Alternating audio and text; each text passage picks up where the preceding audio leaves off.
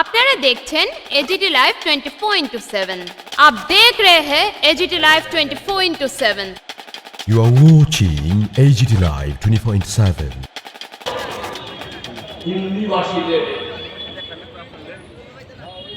একমাত্র হিন্দু ধর্মাবলম্বীদের, এই হিন্দু মানে আমাদের অনেকেই যারা হিন্দু বা সনাতনী সে হিন্দু না, তাদের হিন্দুত্বের সাথে এদেশের প্রকৃত যারা হিন্দু ধর্মী তাদের ধর্মের সাথে তাদের হিন্দুত্বের কোনো মিল নেই।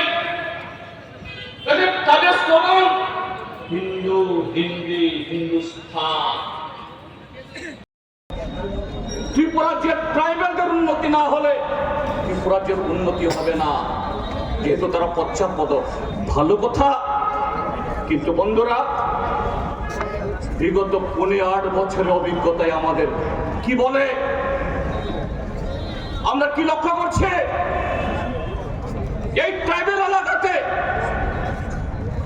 রাজ্য সরকারের বাজেটে নতুন একটা স্কুল হয়েছে, নতুন একটা হাসপাতাল হয়েছে, নতুন একটা রাস্তা হয়েছে, নতুন কোন যে দপ্তরগুলো রাজ্যের জনগণের বিকাশে কাজ করে সেই ধরনের কোন দপ্তরের অফিস খুলেছে? খুলেনি। টাকা কোথায়? যে যত সামান্য টাকা বরাদ্দ হয় সেগুলো লুটপাট হয়ে চলে যায়। এ কথা কে বলছে? কারা বলছে? আমি জিতেন্দ্র চৌধুরী, সিপিআইএম এর নেতা, গণমুক্তি পরিষদ, আদিবাসী অধিকার রাষ্ট্র মঞ্চের নেতা বললে তো বলবে ওরা বিরোধী। জিতেন্দ্র চৌধুরী আবার বিরোধী দল নেতা, তিনি সরকারের বিরুদ্ধে ছাড়া আর কি বলবেন? কিন্তু কে বলছে? এই মন্ত্রিসভার অন্যতম শরিক কারা? এডিসি, এই ত্রিপুরা মথা অন্যতম শরিক আইপিএফটি। হরভাত সব জায়গাতে এডিসির অধিবেশনে এবং হাটে ঘাটে বাজারে যেখানে তাদের কর্মসূচিরা বলছে এডিসির টাকা নেই, এডিসির কর্মচারীদের বেতন দিতে পারছে না, পেনশন দিতে পারছে না। এডিসিতে রাজ্য সরকারের যেমন বিভিন্ন দপ্তরে প্রায় 60,000 পদ শূন্য পড়ে আছে, এই সরকার পূরণ করে না। এডিসিতেও প্রায় 5 থেকে 6,000 শূন্য পদ পড়ে আছে, করে না। এডিসি কি বলে? রাজ্য সরকার টাকা দেয় না, রাজ্য সরকার বিমাত্র সুলভ আচরণ করে। তাহলে মাননীয় মুখ্যমন্ত্রী মহোদয় গত 13 ডিসেম্বর এই রবীন্দ্র ভবন শতবার্ষিকী ভবন প্রাঙ্গণে এখানে দাঁড়িয়েও আপনি গম্ভীরাস্ত্র ফেলেছেন। গত পরশুদিনও দক্ষিণ ত্রিপুরার জুলাইবারে আর বেতাগা, সাবরুমের বেতাগাতে গিয়ে গম্ভীরাস্ত্র সেরে ফেলেছেন। আমি বহুত টাকা দিতে চাই, বহুত টাকা দিয়েছে, তাহলে সেই টাকা কেন এডিসি রাস্তায় দেখা যায় না? এডিসির পানীয় জলের প্রকল্পে দেখা যায় না? কাগজে পত্রে বলছেন ত্রিপুরাজ্যের 85% বাড়িতে পাইপলাইন দিয়ে, নল দিয়ে আপনারা বিশুদ্ধ পানীয় জল দিচ্ছেন। আছে এই ত্রিপুরাজ্যের পাহাড়ি এলাকা, পাহাড়ি এলাকা যেন সমতল এলাকাতেও এই টাকার বরাদ্দ হলেও সেই টাকা চলে যায় আপনাদের কার্যকর্তা, দেবতুল্য কিছু লোক যাদের হাত ধরে ছাপ্পা ভোট দিয়ে, ভোট ব্রেকিং করে, ভোট ক্যাপচার করে, বিরোধী দলের পার্টি অফিস পুড়িয়ে, মিছিল মিটিং আক্রমণ করে। তাদেরকে বলেছেন আমরা যদি সরকার আসতে পারি তোমাদের সবার চাকরি হবে।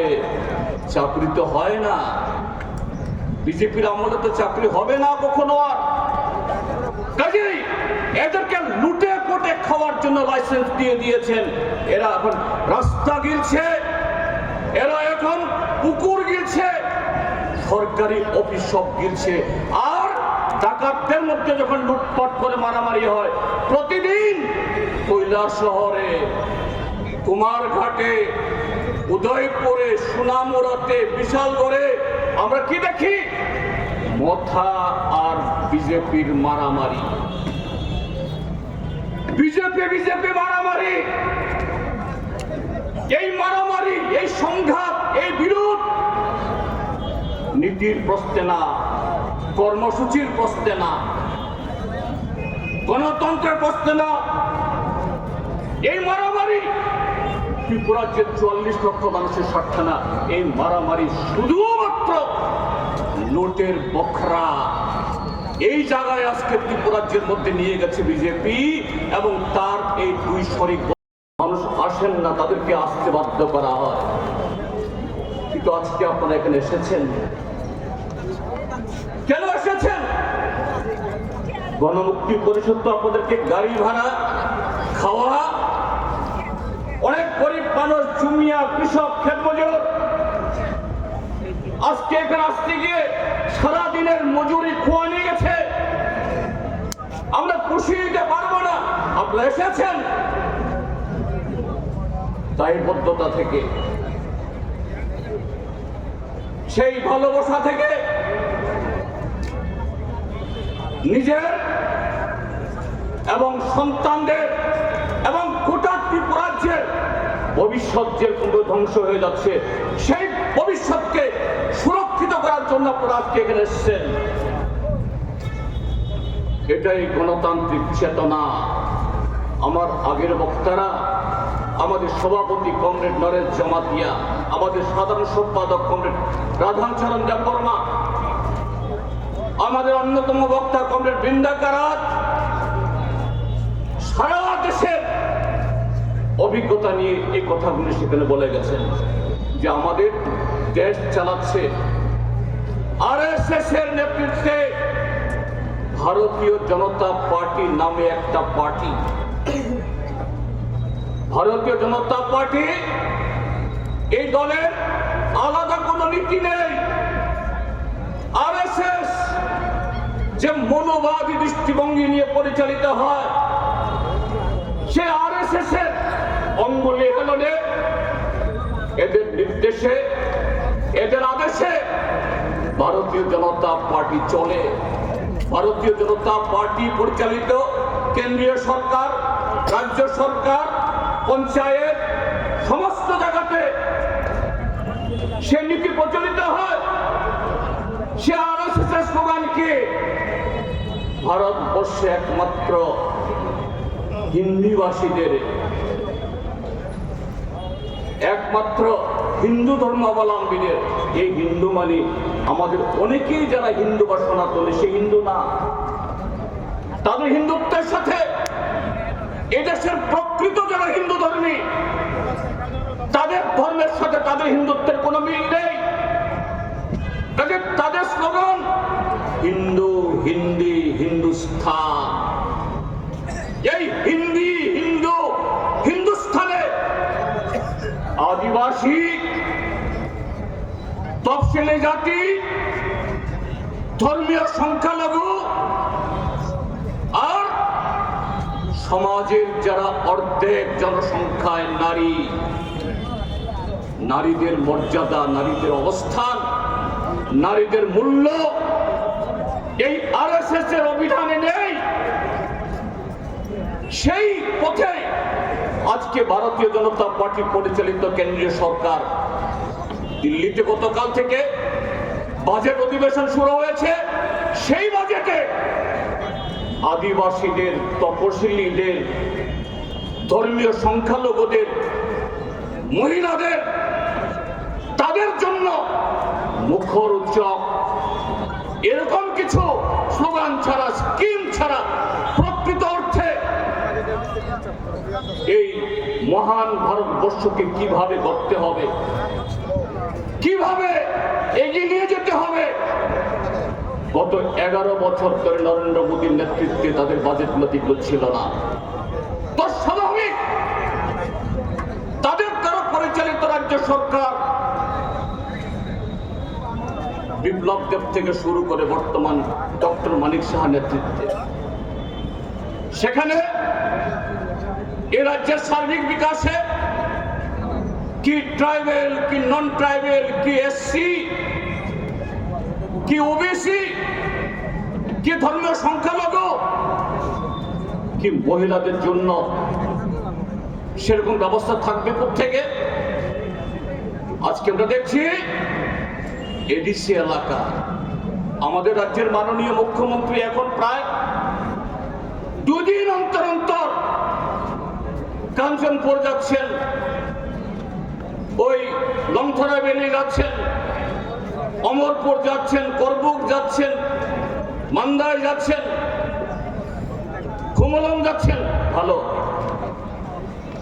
রাজ্যের সর্বোচ্চ সাংবিধানিক পদাধিকারী মুখ্যমন্ত্রী থেকে শুরু করে যদি মন্ত্রীরা এইভাবে গ্রামে যান, আমরা যখন বামফ্রন্ট সরকার আমাদের ছিল, আমরা যেতাম, কথা বলতাম, মানুষের সাথে বসে তাদের পরামর্শ শুনতাম। এটা বামপন্থীরাই হন, যে পন্থী হন, তারা যদি যান ভালো, একদিন তো জাননি কি বলছেন।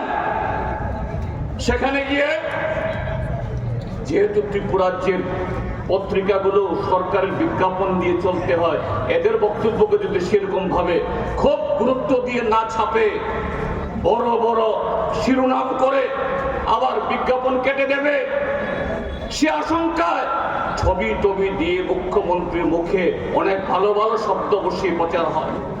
কি বলে? ত্রিপুরাজ্যের এডিসি এলাকা মানে ট্রাইবেল এলাকা, মোট এলাকার প্রায় 3 ভাগের 2 ভাগ, 65 থেকে 66%। কাজে বাজেটের 3 ভাগের 2 ভাগ টাকা এই এডিসি এলাকায় খরচ। এরা চোখ বুঝে রাখলেও ত্রিপুরাজ্যের 44 লক্ষ মানুষের চোখ খোলা আছে, এই চোখে ফাঁকি দেওয়ার ক্ষমতা তোমাদের নাই, ধরা পড়বেই। এবং তাদের প্রাপ্য শাস্তি তাদের কপালে যেটা লিখন হয়ে গেছে, এই কপাল ফলতেই হবে, এটা ছাড়াছাড়ি সেখানে হবে না। বন্ধুরা, আজকে গত 7.5 বছর 8 বছর আমাদের ত্রিপুরাজ্যের সংবাদপত্র বন্ধুগণ তারা লিখে, সিপিআইএম, বাম, গণমুক্তি পরিষদ, विधानसभा निर्वाचन আসলে ये न्यूज़ कंटेंट देखने के लिए शुक्रिया। अगर आपका कोई सुझाव है तो हमें कमेंट कीजिए, सब्सक्राइब कीजिए AGT Live 24/7।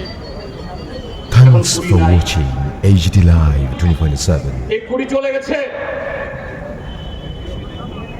এবং একটা গল্প, একটা মহল, একটা পরিবেশ তৈরি করার চেষ্টা হয়। এডিসি এলাকা মানে হলো শুধু টিপ্রামথার বিজেপি, টিপ্রামথার বিজেপির মধ্যে মারামারি। আর এই দুটি দল যেহেতু ভিলেজ কমিটির মতো আগামী এডিসি নির্বাচনকে এড়ানোর সুবিধা নাই, ভূমিকম্প, মহাপ্রলয় বা যুদ্ধ না হলে পরে এটাকে আটকানোর সুবিধা নাই, ভোট হতে হবে। কিন্তু তারা তো বলে সবকা সাথ সবকা বিকাশ, নরেন্দ্র মোদীজির বিকশিত ভারত, বিকশিত উত্তর পূর্বাঞ্চলের ঠেলায় পদ্মফুল ছাড়া এই ত্রিপুরাজ্যের বনে জঙ্গলে শাল, সেগুন, করই, রাবার আর কিচ্ছু হবে না, শুধু পদ্মফুলই শুধু ফুটবে। আত্মম্বরিত বলছেন, কিন্তু বন্ধুরা জিজ্ঞেস করতে চাই, হ্যাঁ ঠিক, নির্বাচন যখন আসছে আমরাও আমাদেরকে আমাদের সম্মেলনকে কেন্দ্র করে আজকে সমাবেশ হলেও আমরাও এডিসির কথা বলছি, এডিসির ভোটের কথা বলছি। তারাও বলবেন স্বাভাবিক, কিন্তু এই দুটি দল, তীব্রামথা বিজেপি দলের মধ্যে এডিসি যে উদ্দেশ্যে গঠিত হয়েছিল, এডিসি যে স্বপ্নকে সামনে রেখে এই এডিসির জন্ম হয়েছিল। কি স্বপ্ন? আমাদের পেছনে মাত্র কয়েকশো হাত, এখান থেকে হয়তো বা খুব বেশি হলে পরে 1500 বা 2000 হাত দূরে হলো নয়ুংমা, উজ্জয়ন্ত প্রসাদ, রাজপ্রসাদ, রাজবাড়ি। হ্যাঁ, এটা আমাদের সবারই গর্ব। এটা ঐতিহ্য হিসাবে, ইমারত হিসাবে, ঐতিহাসিক স্থাপনা হিসাবে আমাদের রাজ্যের মানুষের, শ্রমিকদের রক্ত ঘাম, আজ থেকে প্রায় 100 বছর আগে এই উজ্জয়ন্ত প্রাসাদ নির্মাণ করতে গিয়ে, নির্মহল নির্মাণ করতে গিয়ে আমাদের পূর্বপুরুষরা সে কষ্ট করেছেন। সেদিক থেকেও এটা আমাদের সম্পদ। এখানে 1400 বছর ধরে, আজকে বা 1949 ইংরেজিতে শেষ সামন্ততন্ত্রের দিন অবধি যে রাজবংশ রাজত্ব করে গেছেন, তারার পুরো প্রশ্ন এখানে থেকে বসে রাজত্ব করেছেন। কি করেছেন? 1400 বছর, 184 জন রাজা এবং কিছু কিছু কলমসি, কিছু কিছু বুদ্ধিজীবী ওই খুঁজে খুঁজে বিলাস। ব্যক্তিগতভাবে আমাদের শত্রুতা কেউ নেই, আমাদের কেউ শত্রু না। ব্যক্তিগতভাবে আমাদের কারোর বিরুদ্ধে লড়াই না। এই ত্রিপুরা যে ট্রাইবেল, নন ট্রাইবেল, এডিসি, নন এডিসি সমস্ত এলাকার মানুষের বিকাশ ঘটাতে হলে পরে যে গণতন্ত্রের মৃত্যু ঘটেছে 2018 ইংরেজিতে, ধীরে ধীরে এটা কুমা থেকে একেবারে কবরে ফেলে দিয়েছে বিপ্লব কুমার দেব আর মানিক সাহারা। সেই কবর থেকে তুলতে হবে। এই গণতন্ত্র বাঁচলে এডিসি বাঁচবে, গণতন্ত্র বাঁচলে ককবরক বাঁচবে, বাংলাও বাঁচবে, ত্রিপুরাচার সংস্কৃতি, ওয়াঞ্চা সংস্কৃতি বাঁচবে। গণতন্ত্র বাঁচলে আবার কর্মসংস্থান হবে, চিমনি ধোঁয়া উঠবে, কলকারখানা হবে। গণতন্ত্র না থাকলে সব বিসর্জনে চলাবে, শেষ হবে। এইভাবেই তীব্রামথা আর ভারতীয় জনতা পার্টি ময়দানে লড়াই করার মধ্য দিয়ে মানুষকে দেখাচ্ছে আমরাই আপনাদের জন্য একমাত্র কাজ করছি। না, তোমরা না, তোমাদের কাজ শুধু ওই রুপাইয়া আর খুশির জন্য।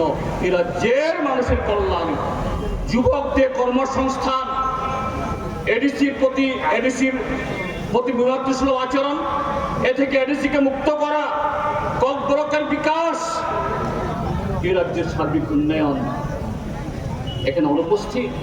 এই জন্য এরা ত্রিপুরা বলে না, এরা বলে ত্রিপুরাল্যান্ড, গ্রেটার ত্রিপুরাল্যান্ড, নো ত্রিপুরাল্যান্ড। ত্রিপুরার জায়গা নাই তাদের চিন্তাতে।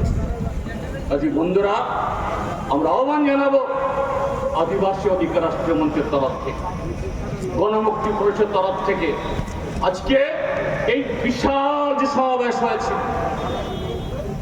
সাহসী, উদ্দীপনাময়, শুধু যারা গণমুক্তি পরিষদ করেন, লাল ঝান্ডা করেন তাদের জন্য না, ভারতীয় জনতা পার্টি তীব্রামথার ভেতরেও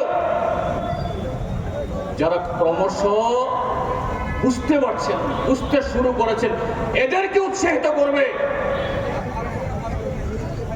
আজকের এই আমাদের সফল এই কর্মসূচির পর কিভাবে এটাকে ব্যাহত করা যায়, এটাকে কম করে দেখানো যায়, এটাকে খাটো করা যায়, দুর্বল করা যায়, শয়তানের দুষ্ট বুদ্ধির কোনো অভাব নাই। কাজে আপনাদের অনুরোধ করব, শান্তিপূর্ণভাবে সবাই মিলে যার যার ঘরে ফিরে যান। আগামী দিনগুলো শুধু এডিসি নির্বাচন না, সামনে এডিসি নির্বাচন তো দাঁতে দাঁত লড়তে হবে। বিজেপি মথা উভয়ই বলছে এডিসি দখল, এডিসি দখল, কিন্তু সেই এডিসিতে কিভাবে ট্রাইবেলদের অস্তিত্ব রক্ষা, ভাষা সংস্কৃতির বিকাশ, জমি নিয়ন্ত্রণ এবং সেই জমির সব ব্যবহার বিজেপির বক্তব্যের মধ্যেও নাই, ত্রিপুরা মথার বক্তব্য নাই। মুখ্যমন্ত্রী বলে নিউ ত্রিপুরা, নিউ ত্রিপুরা মানে হলো মন্ডল ত্রিপুরা, লুটপাট ডাকাতি, আর কিছু না। কাজেই শুধু আগামী নির্বাচন, এডিসি নির্বাচনটা, আগামী দিন প্রতিদিনেই নির্বাচন, প্রতিদিনই লড়াই, প্রতিদিনের প্রস্তুতি হতে হবে। চেতনাকে শান দিয়ে ট্রাইবেল, নন ট্রাইবেল উভয় অংশের গণতান্ত্রিক মানুষের ঐক্যকে আরো সুদৃঢ়, ইস্পাত দৃঢ় করার মধ্য দিয়ে এই রাজ্যে গণতন্ত্র পুনরুদ্ধারের সংগ্রামকে এগিয়ে নিয়ে যাবেন, এই আশা প্রত্যয় রেখে আবারও একবার সবাইকে নমস্কার, কুলুমখা শিবাই জানিয়ে আমার বক্তব্য শেষ করছি। সামনে এডিসি নির্বাচন, সেই এডিসি নির্বাচনে ভারতীয় জনতা পার্টি 28টা সিট দখল করবে। 28টা সিটে এডিসির জনগণকে ভোট দেওয়ার জন্য আহ্বান জানাচ্ছেন না, বলছেন আমরা দখল করব। অর্থ কি? দখল মানে কি? আমরা রিগিং করব, ছাপ্পা ভোট দিয়ে আমরা ওই অন্য রাজ্যে যেরকম ভাবে ক্ষমতা দখল তাই করব। তার ইঙ্গিত কে বলছেন? মুখ্যমন্ত্রী এবং তাবর নেতা বলছেন 28টা সিট দখল করে এডিসিতে আমরা সিএজি পাঠাবো, এজি পাঠাবো, পরীক্ষা নিরীক্ষা করে যারা এইভাবে দুর্নীতি করেছে, অনিয়ম করেছে, এদের সবকে জেলে ঢুকাবো, কেউ জেল থেকে রেহাই পাবে না। একদিক থেকে এই বক্তব্যের সমর্থন করি আমরা, এই বক্তব্য আমিও সমর্থন করি। হ্যাঁ, জনগণের টাকা, রাজ্য সরকারের যে কোনো দপ্তরে হোক বা এডিসি, এই টাকা জনগণের টাকা, জনগণের কেউ ট্যাক্সের টাকা। এই টাকা এমএলএ, মন্ত্রী, এডিসি মেম্বার, রাজ্য সরকার এডিসি কেউ নয়ছয় করতে পারে না। তো এডিসিতে তোমার ক্ষমতায় আসতে হবে কেন বিজেপিকে? ভোটের জন্য অপেক্ষা করতে হবে কেন? গত 4.5 বছর ভারতীয় জনতা পার্টি নেতাদের কাছ থেকে, মুখ্যমন্ত্রীর মুখ থেকে এই প্রসঙ্গে কোনো টু শব্দ নাই কেন? কেন নাই? কাজেই এই বক্তব্যকে যেমন সমর্থন করি, সমর্থন করে বলতে চাই, রাজ্য সরকার তো এখনো এডিসিতে তদন্ত কমিশন বসাতে পারে। এডিসিতে যে সমস্ত অফিসার কাজ করেন, chief executive officer, principal officer, তার বেশিরভাগই তো রাজ্য সরকারের আইএএস অফিসার, টিসিএস অফিসার। তার নিয়ন্ত্রণ কার হাতে? তার নিয়ন্ত্রণ রাজ্যের মাননীয় মুখ্যমন্ত্রীর হাতে। কেন মাননীয় মুখ্যমন্ত্রী নিয়ন্ত্রণ করেননি? তাহলে ও কলমে আপনি দায়ী নন? গত 5 বছর ত্রিপুরা মথা এডিসিতে যে টাকা লুট করেছে, এই লুটের তার জন্য দায়ী আপনারা নন? আপনারাও তার জবাব দেবেন কি? তার সাথে বলতে চাই, আপনারা এডিসি কে বলছেন সুচ, তোমার লেজে এত ছিদ্র কেন? তোমার লেজে তো এত বড় বড় ছিদ্র। রাজ্য সরকার তোমার প্রতিটি দপ্তর, পঞ্চায়েত থেকে ভিলেজ কমিটি থেকে ওই মহাকরণ অব্দি কোন দপ্তর স্বচ্ছভাবে চলছে?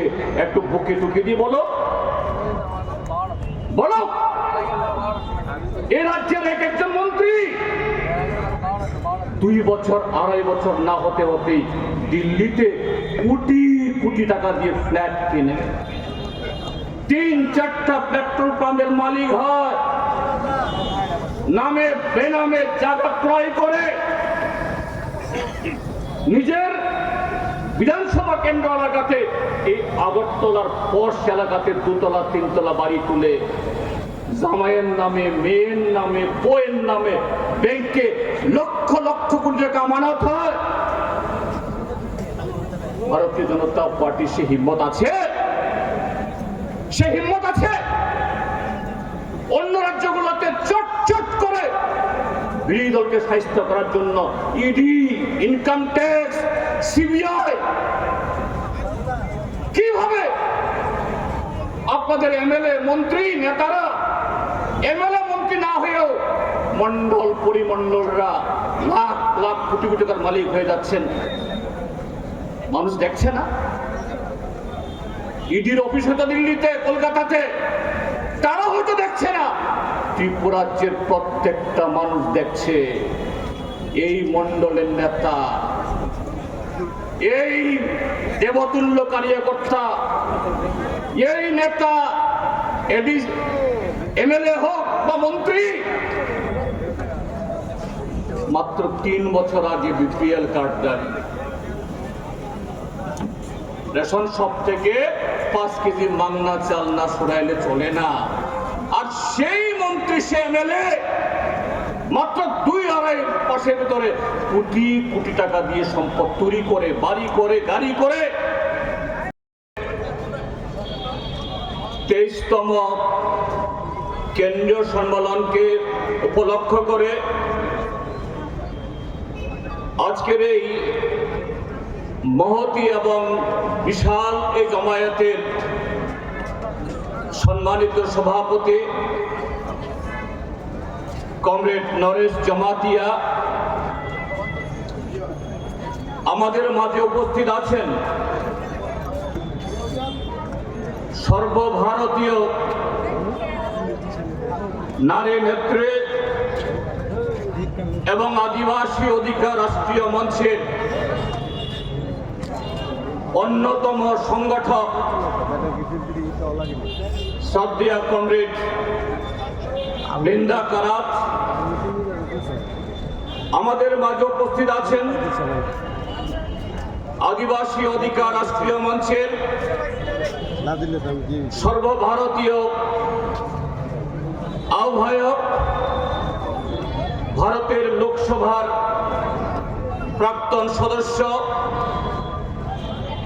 কমরেড ডাক্তার পুলিন বিহারী বাস্কে, আমাদের অতিথি হয়ে মঞ্চে উপস্থিত আছেন আসামের আদিবাসী নেতা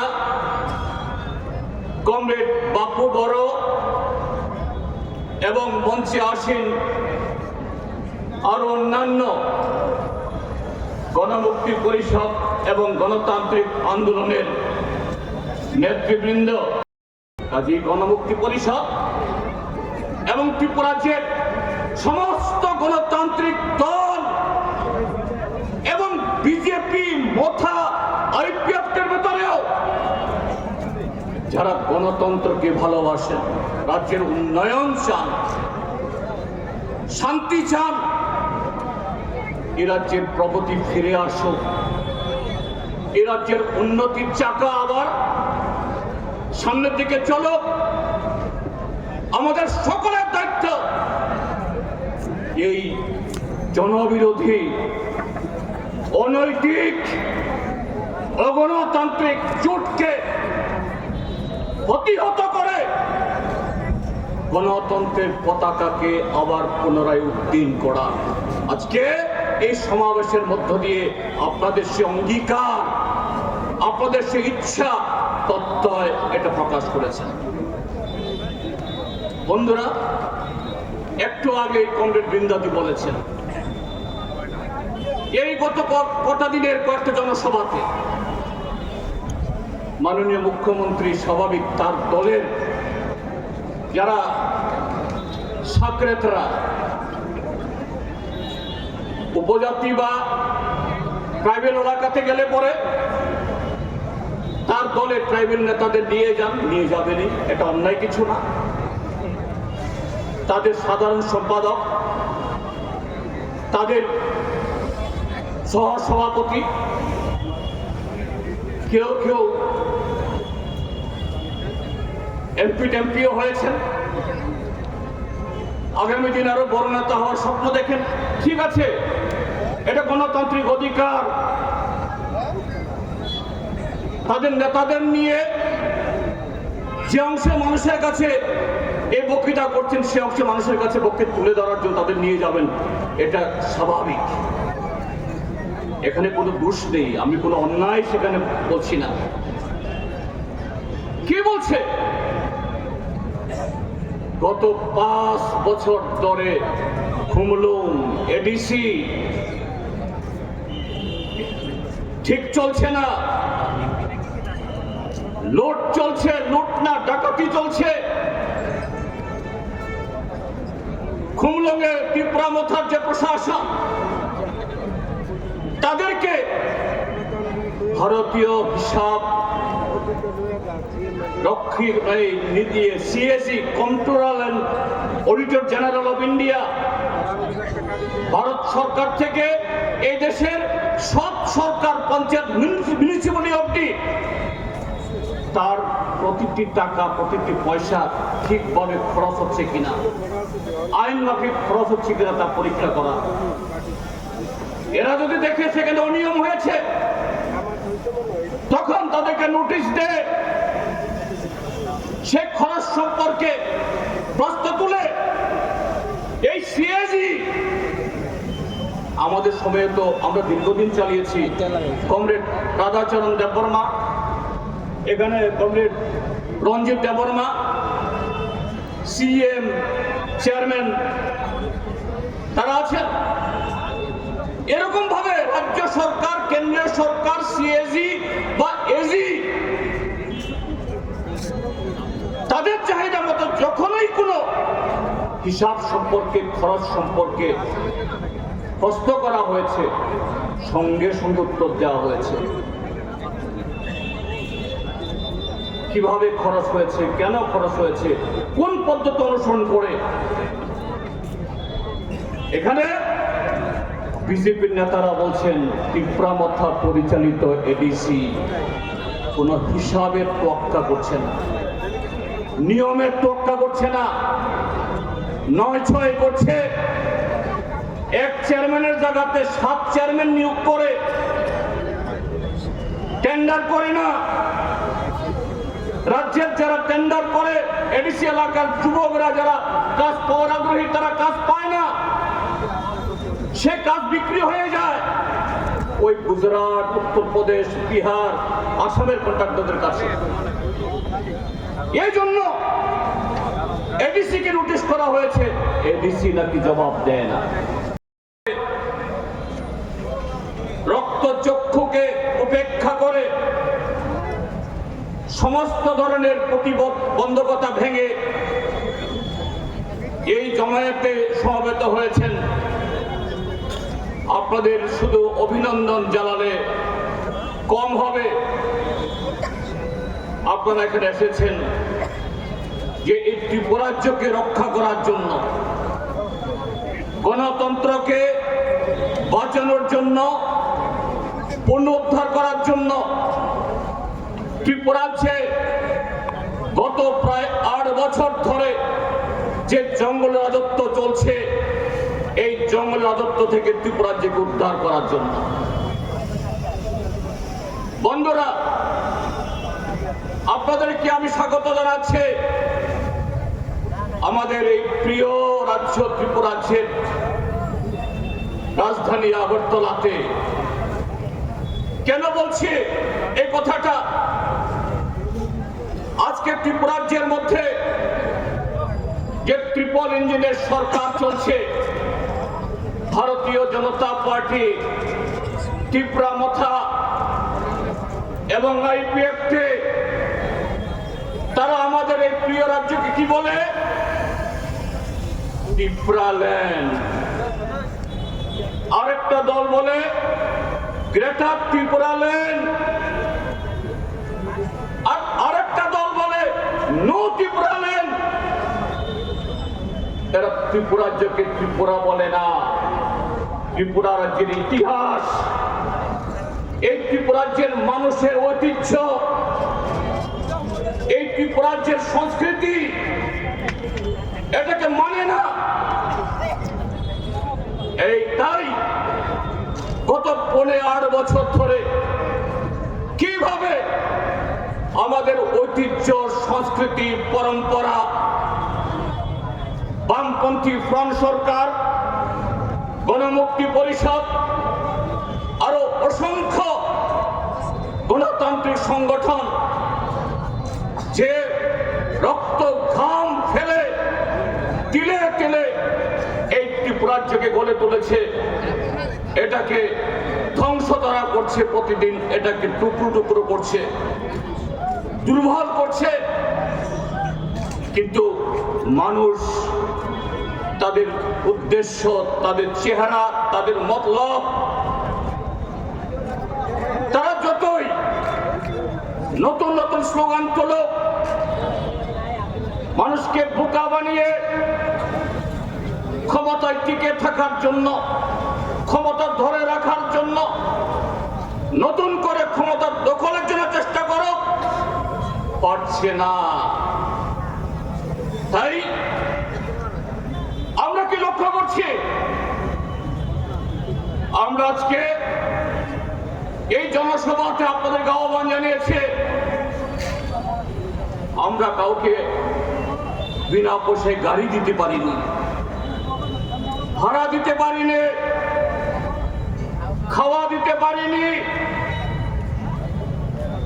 কোথাও কোথাও বিগত দিনগুলোতে এরকম যদি আমাদের কর্মসূচি হয়, নানা রকমের বাধা বিপত্তি হয়, সব সময় যে ক্ষতির শিকার করে এই ত্রিপুরার যে গণতান্ত্রিক অংশের মানুষরা গণতন্ত্র পুনরুদ্ধারের সংকল্প গ্রহণ করে, শুধু আজকে গণমুক্তি পরিষদের এই সমাবেশে নয়, কৃষকদের, ক্ষেতমজুরদের, নারীদের, শ্রমিকদের, তার উপর আক্রমণ সংগঠিত হয়।